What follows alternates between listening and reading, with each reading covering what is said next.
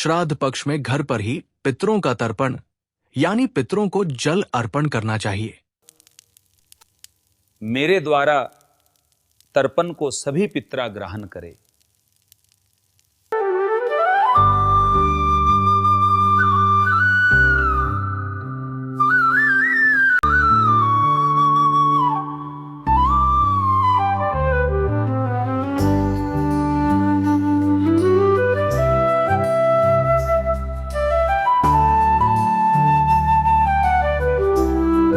प्रिय दर्शकों, श्राद्ध पक्ष में घर पर ही पितरों का तर्पण अर्थात जल अर्पण करना चाहिए। तो आपका ज्यादा समय न लेते हुए अब बताते हैं पूरी विधि। किसी भी शुभ और पवित्र कार्य की शुरुआत हमेशा विघ्नहर्ता भगवान गणेश के ध्यान से ही होती है। अगर आप चाहते हैं कि आपका ये तर्पण कार्य पूरी तरह सफल हो और इसका पुण्य फल सीधे आपके पितरों तक पहुंचे, तो सबसे पहले मन ही मन भगवान गणेश से प्रार्थना कीजिए कि वे आपके इस प्रयास को निर्विघ्न और पूर्णता के साथ संपन्न करें।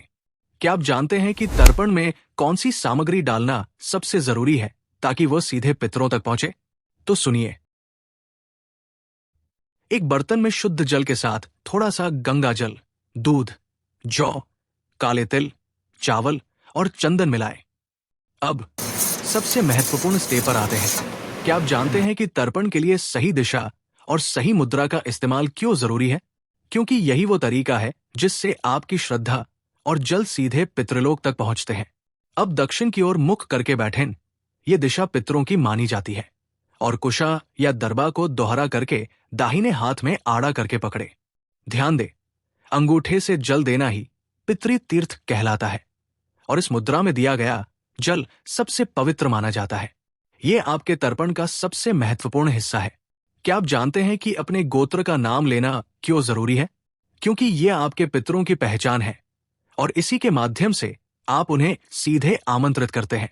अपने गोत्र का नाम लेते हुए कहें, जैसे वशिष्ठ गोत्र में उत्पन्न हुए हमारे सभी पितरों से प्रार्थना करते हैं कि वे हमारे द्वारा दी गई ये जलांश ग्रहण करें।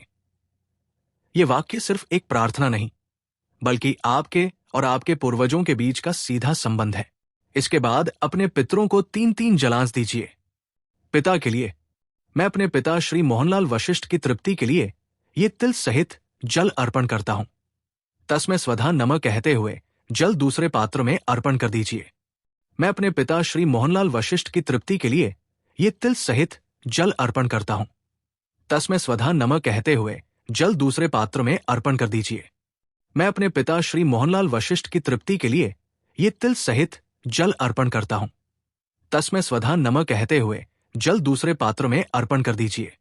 दादा के लिए, मैं अपने दादा श्री गोपाल कृष्ण वशिष्ठ की तृप्ति के लिए ये तिल सहित जल अर्पण करता हूं। तस्मै स्वधा नमः कहते हुए जल दूसरे पात्र में अर्पण कर दीजिए। मैं अपने दादा श्री गोपाल कृष्ण वशिष्ठ की तृप्ति के लिए ये तिल सहित जल अर्पण करता हूं। तस्मै स्वधा नमः कहते हुए जल दूसरे पात्र में अर्पण कर दीजिए। मैं अपने दादा श्री गोपाल कृष्ण वशिष्ठ की तृप्ति के लिए ये तिल सहित जल अर्पण करता हूं। तस्मै स्वधा नमः कहते हुए जल दूसरे पात्र में अर्पण कर दीजिए। माता के लिए, मैं अपनी माता श्रीमती सावित्री देवी वशिष्ठ की तृप्ति के लिए ये तिल सहित जल अर्पण करता हूं। तस्यै स्वधा नमः कहते हुए जल दूसरे पात्र में अर्पण कर दीजिए। मैं अपनी माता श्रीमती सावित्री देवी वशिष्ठ की तृप्ति के लिए ये तिल सहित जल अर्पण करता हूं। तस्यै स्वधा नमः कहते हुए जल दूसरे पात्र में अर्पण कर दीजिए। मैं अपनी माता श्रीमती सावित्री देवी वशिष्ठ की तृप्ति के लिए ये तिल सहित जल अर्पण करता हूं। तस्यै स्वधा नमः कहते हुए जल दूसरे पात्र में अर्पण कर दीजिए। दादी के लिए, मैं अपनी दादी श्रीमती लक्ष्मी देवी वशिष्ठ की तृप्ति के लिए ये तिल सहित जल अर्पण करता हूं।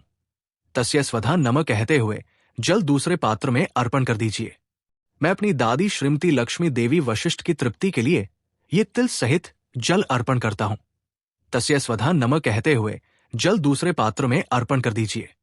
मैं अपनी दादी श्रीमती लक्ष्मी देवी वशिष्ठ की तृप्ति के लिए ये तिल सहित जल अर्पण करता हूं। तस्यै स्वधा नमः कहते हुए जल दूसरे पात्र में अर्पण कर दीजिए। इसी प्रकार अपने अन्य पितरों के नाम लेते हुए उनको भी जल अर्पण करना चाहिए। पिता, दादा आदि पुरुष पितरों के लिए तस्मै स्वधा नमः कहते हुए जल दूसरे पात्र में अर्पण कर दीजिए और माता, दादी आदि स्त्री पितरों के लिए तस्य स्वधा नमः कहते हुए जल दूसरे पात्र में अर्पण कर दीजिए। जिसकी जो पुण्य तिथि हो, उसी तिथि को श्राद्ध पक्ष में उसका तर्पण करना चाहिए। क्या आप जानते हैं कि अगर आपको अपने किसी पूर्वज की पुण्यतिथि याद ना हो तो क्या करना चाहिए? ये एक ऐसी समस्या है जिससे कई लोग जूझते हैं, लेकिन आपको बिल्कुल भी परेशान होने की जरूरत नहीं है। ज्योतिष शास्त्र में इसका एक बहुत ही सरल और प्रभावशाली समाधान है। क्या आप जानते हैं कि वो कौन सा दिन है जब आप अपने उन सभी पितरों का तर्पण एक साथ कर सकते हैं जिनकी तिथि आपको याद नहीं है? वो है श्राद्ध पक्ष का आखिरी दिन, सर्व पितृ अमावस्या। ये वो सबसे खास दिन है जब आप अपने सभी बिछड़े हुए पूर्वजों को एक साथ याद कर सकते हैं और उनका तर्पण कर सकते हैं, चाहे उनकी मृत्यु तिथि कोई भी हो। इस एक दिन का तर्पण आपके सभी पितरों को तृप्त कर देता है। इसके बाद लगातार जलधार छोड़ते हुए उसी प्रकार पितृ तीर्थ मुद्रा से सारे प्राणियों के लिए इस प्रकार कहते हुए जल अर्पण करना चाहिए, जो नरक आदि में यातना भुगत रहे हैं और हमसे जल पाना चाहते हैं। उन सभी की तृप्ति के लिए मैं जलांश अर्पण करता हूं। जो मेरे बंधु बांधव है और जो बंधु बांधव नहीं है, जो पिछले किसी जन्म के बंधु बांधव है, उनकी तृप्ति के लिए भी मैं ये जलांश अर्पण करता हूं। देव, ऋषि, पितृ, मानव सहित ब्रह्मा पर्यंत सभी की तृप्ति के लिए मैं ये जलांश अर्पण करता हूं। माता और नाना के कुल के और करोड़ों कुलों के सातों द्वीपों और समस्त लोकों में रहने वाले प्राणियों की तृप्ति के लिए मैं ये जलांश अर्पण करता हूं। जो मेरे बंधु बांधव है और जो मेरे बंधु बांधव नहीं है और जो पिछले अनेक जन्मों के बंधु बांधव है, वे सभी मेरे द्वारा अर्पण किए इस जल से पूरी तरह से तृप्त हो। अब सबसे महत्वपूर्ण चरण आपके तर्पण को पूरा करने और उसका फल प्राप्त करने का है। क्या आप जानते हैं कि तर्पण के बाद के ये कदम ही आपके पितरों को सबसे ज्यादा प्रसन्न करते हैं?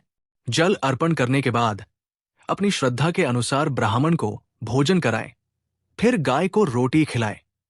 इसके बाद ही आपको और आपके परिवार को भोजन ग्रहण करना चाहिए।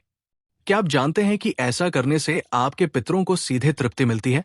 और अब सबसे शक्तिशाली क्षण, पूजा स्थान पर काले तिल छोड़ते हुए कहें, हे पितृ देवताओं, ये जलांश और भोग सामग्री ग्रहण कीजिए और हमें अपना आशीर्वाद प्रदान कीजिए। इस एक क्षण में आप अपने पितरों से सीधे जुड़ते हैं और उनका आशीर्वाद प्राप्त करते हैं। क्या आप जानते हैं कि तर्पण और इन छोटे छोटे कार्यों से पितरों को कितनी खुशी होती है? वे न केवल तृप्त होते हैं, बल्कि आपकी हर बाधा को दूर करके आपको सुख, समृद्धि और सफलता का आशीर्वाद भी देते हैं।